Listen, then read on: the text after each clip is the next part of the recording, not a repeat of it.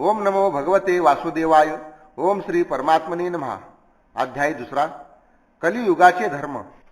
शुक म्हणाला, परीक्षिता, बलवान काळाच्या प्रभावाने उत्तरोत्तर धर्म, सत्य, पवित्रता, क्षमा, दया, आयुष्य, बळ आणि स्मरणशक्ती यांचा लोप होत जाईल. कलियुगामध्ये ज्याच्याकडे धन संपत्ती असेल त्यालाच लोक कुलीन, सदाचारी आणि सद्गुणी मानतील. धर्म आणि न्याय यांच्या बाबतीत शक्ती प्रभावी ठरेल. विवाह संबंध एकमेकांच्या आवडीवरून ठरतील. व्यवहारात कपटालाच महत्त्व असेल. स्त्री आणि पुरुषांचे श्रेष्ठत्व त्यांच्या रतिकौशल्यावरून ठरेल. ब्राह्मण्याची ओळख जाणवे एवढीच असेल. बाह्य वेशावरूनच आश्रम ठरेल आणि बाह्य वेशावरूनच दुसऱ्या आश्रमात प्रवेश करणे असेल. पैशाशिवाय न्याय मिळू शकणार नाही. बोलण्यातील चातुर्य हेच पांडित्य समजले जाईल. गरिबी हेच दुर्जनत्वाचे लक्षण असेल आणि दांभिकपणा हे साधुत्वाचे लक्षण असेल. एकमेकांची पसंती हाच विवाह संस्कार असेल आणि प्रसाधनालाच स्नान समजले जाईल. लोक दूरच्या जलाशयाला तीर्थ समजतील. डोक्यावर केस राखणे हे सौंदर्याचे चिन्ह समजले जाईल. आपले पोट भरणे हा मोठा पुरुषार्थ असेल आणि ठासून बोलण्यालाच सत्य मानले जाईल. कुटुंबाचे पालनपोषण हे चातुर्य समजले जाईल. कीर्ती मिळवण्यासाठी धर्माचरण केले जाईल. अशा प्रकारे पृथ्वी जेव्हा अशा दुष्टांनी भरून जाईल तेव्हा ब्राह्मण, क्षत्रिय, वैश्य किंवा शूद्र यापैकी जो बलाढ्य असेल तोच राजा होईल. त्या काळात लुटारूसारखे लोभी व क्रूर राजे प्रजेचे धन व बायका पळवतील. त्यांना भिवून प्रजा डोंगरदऱ्यात किंवा जंगलात पळून जाईल. त्यावेळी प्रजा भाजीपाला, कंदमुळे, मांस, मध, फळे, फुले आणि बिया इत्यादी खाऊन आपले पोट भरेल. कधी कोरडा दुष्काळ पडेल तर कधी कर लादले जातील. कधी कडक थंडी पडेल तर कधी हिमवर्षाव होईल. कधी तुफान होईल. कधी उष्णता वाढेल तर कधी पूर येतील. या उत्पातांनी आणि आपापसातील संघर्षाने प्रजेला अतिशय त्रास होईल आणि ती नष्ट होईल.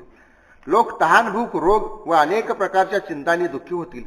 कलियुगामध्ये माणसाचे जास्तीत जास्त आयुष्य 20 किंवा 30 वर्षे असेल. कलिकाळाच्या दोषामुळे प्राण्यांची शरीरे लहान आणि रोगग्रस्त होऊ लागतील. वर्ण, आश्रम यांचे धर्म सांगणारा वेदमार्ग नष्टप्राय होऊन जाईल. धर्मकार्यात पाखंडी लोकांचे वर्चस्व राहील. राजे चोरासारखे लोकांना लुबाडतील. चोरी, खोटे बोलणे, विनाकारण हिंसा इत्यादी अनेक प्रकारची वाईट कर्मे करून लोक उपजीविका चालवतील. चारही वर्णाचे लोक शूद्राप्रमाणे होतील. गायी शेळ्याप्रमाणे लहान शरीराच्या आणि कमी दूध देणारे असतील. आश्रमही घरासारखे होतील. वैवाहिक संबंध असलेल्यांनाच नातलग समजले जाईल. धान्याची रोपे आखूड होत जातील. मोठी झाडे शेमीच्या झाडाप्रमाणे कमी उंचीची व दाट सावली नसलेली होतील. ढगामध्ये विजाच जास्त चमकतील. घरे ही सुनी होतील. अशा रीतीने कलियुगाच्या शेवटी माणसे गाढवासारखे होतील. तेव्हा धर्माचे रक्षण करण्यासाठी भगवान स्वतः सत्वगुणाचा स्वीकार करून अवतार धारण करतील. सर्व शक्तिमान, सर्व स्वरूप, चराचराचे गुरु भगवान विष्णू धर्माचे रक्षण करण्यासाठी व साधूंना कर्मबंधनातून सोडवण्यासाठी अवतार घेतात. त्या काळी शंबल नावाच्या गावाचा प्रमुख असणाऱ्या विष्णुयश नावाच्या एका ज्येष्ठ ब्राह्मणाच्या घरी कल्की नावाने भगवान अवतार घेतील. अष्टमहासिद्धींनी संपन्न आणि सद्गुणांचे आश्रय चराचर जगताचे स्वामी भगवान देवदत्त नावाच्या वेगवान घोड्यावर स्वार होऊन तलवारीने दुष्टांचा नायनाट करतील.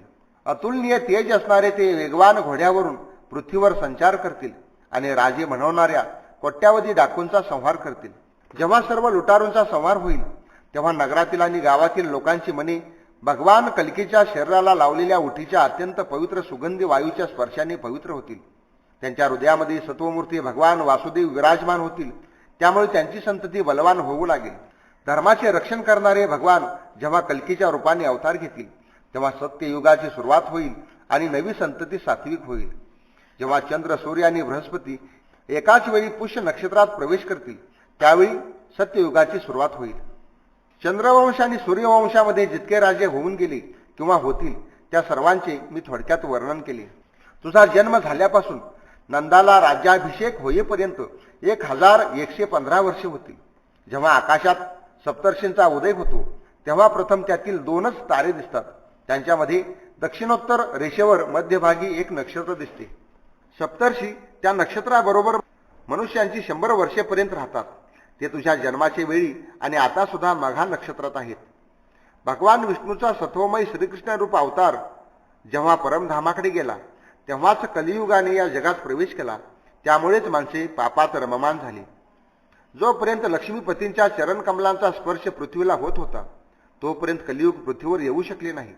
ज्यावेळी सप्तर्षी मघा नक्षत्राभोवती फिरतात त्याचवेळी कलियुग सुरू होते. देवतांच्या कालगणनेनुसार कलियुगाचे आयुष्य 1200 वर्षांचे म्हणजेच माणसांच्या कालगणनेनुसार 4,32,000 वर्षांचे आहे. जेव्हा सप्तर्षी मघा नक्षत्रातून पूर्वाषाढा नक्षत्रात गेलेले असतील त्यावेळी पृथ्वीवर नंदाचे राज्य असेल. तेव्हापासून कलियुगाची वाढ होऊ लागेल. इतिहासवेत्या विद्वानांचे म्हणणे आहे की ज्या दिवशी भगवान श्रीकृष्णांनी परमधामाकडे प्रयाण केले त्याच दिवशी त्याच वेळी कलियुगाची सुरुवात झाली. परीक्षिता, देवतांच्या कालगणनेनुसार जेव्हा 1000 वर्षे होऊन जातील तेव्हा कलियुगाच्या शेवटच्या दिवसात पुन्हा माणसाची मने सात्विक वृत्ती वाढून आपले खरे स्वरूप जाणतील. तेव्हापासून सत्ययुगाची पुन्हा सुरुवात होईल. मी तुला पृथ्वीवरील मनुवंशाचे वर्णन करून सांगितले. त्याचप्रमाणे प्रत्येक युगामध्ये ब्राह्मण, वैश्य आणि शूद्र यांची सुद्धा वंश परंपरा असते असे समज. राजन, जे पुरुष आणि महात्मे यांचे मी तुला वर्णन करून सांगितले त्यांची फक्त नावे आहेत. गोष्टींच्या रूपात असलेल्या त्यांची फक्त कीर्तीच पृथ्वीवर आहे. शंतनूचा भाऊ देवापी आणि युक्षाकू वंशातील मरू हे सध्या कलाप नावाच्या गावात आहेत. ते तीव्र योग बलाने युक्त असे आहेत. कलियुगाच्या शेवटी वासुदेवांच्या आज्ञेवरून ते पुन्हा येथे येतील आणि पूर्वीप्रमाणेच वर्णाश्रम धर्माची स्थापना करतील. सत्य, त्रेता, द्वापार आणि कली अशी 4 युगे आहेत. याच क्रमाने ते आपापल्या वेळी पृथ्वीवरील प्राण्यांवर आपला प्रभाव पाडतात. परीक्षिता, मी तुला जे वर्णन करून सांगितले ते सर्व तसेच इतर राजे सुद्धा या पृथ्वीला माझी माझी म्हणत शेवटी मरून गेले. राजा हे नाव असलेल्याही या शरीराचे शेवटी किडा, विष्ठा आणि राख याचंच रूपांतर होते. त्यासाठी जो कोणत्याही प्राण्याला त्रास देतो त्याला आपला स्वार्थच समजत नाही, कारण त्यामुळे शेवटी आपल्याला नरकच मिळणार हे त्याला कळत नाही. ते लोक असा विचार करतात की आपले पूर्वज ज्या अखंड पृथ्वीवर राज्य करीत होते ते आता माझ्या ताब्यात कसे राहील आणि माझ्यानंतर माझा मुलगा, नातू किंवा माझे वंशज कशा तऱ्हेने याचा उपभोग घेतील. ते मूर्ख ह्या अग्नी, पाणी आणि मातीच्या शरीराला आपले मानतात आणि ही पृथ्वी आपली मानतात. शेवटी ते हे शरीर आणि जग दोन्ही सोडून स्वतः अदृश्य होतात. परीक्षिता, ज्या ज्या राजांनी स्वसामर्थ्याने या पृथ्वीचा उपभोग घेतला त्या सर्वांना काळाने फक्त कथेत शिल्लक ठेवली. या ठिकाणी 2रा अध्याय समाप्त झाला. भगवान श्रीकृष्णार्पणमस्तु.